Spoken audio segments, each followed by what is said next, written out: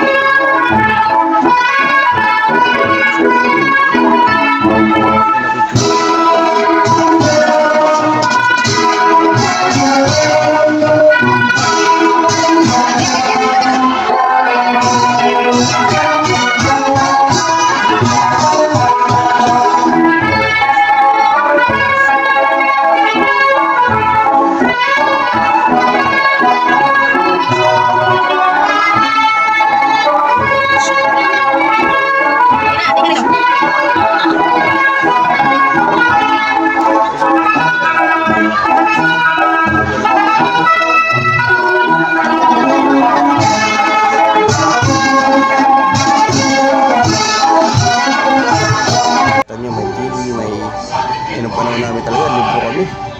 At yun nga po.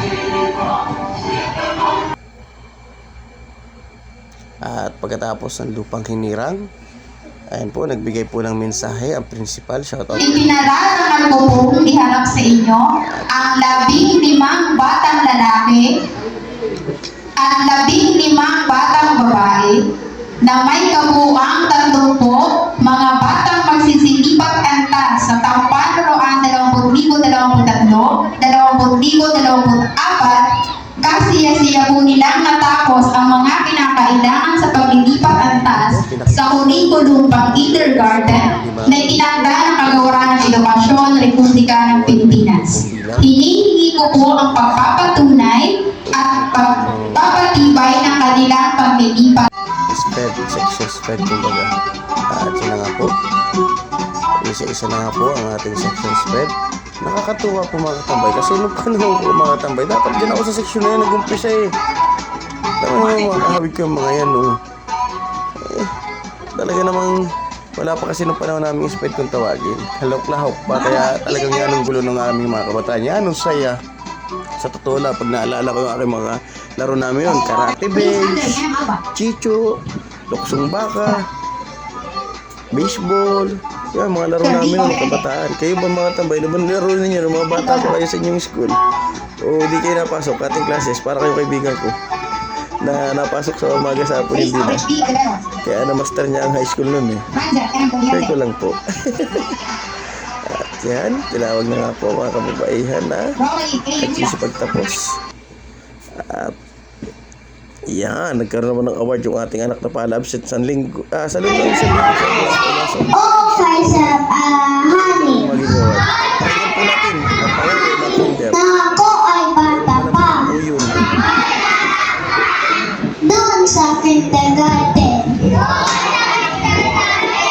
Tunay na kahit saya. Mahal ng mga guro. Sa akin nag-alaga. Kung kaya sa puso't isip ko,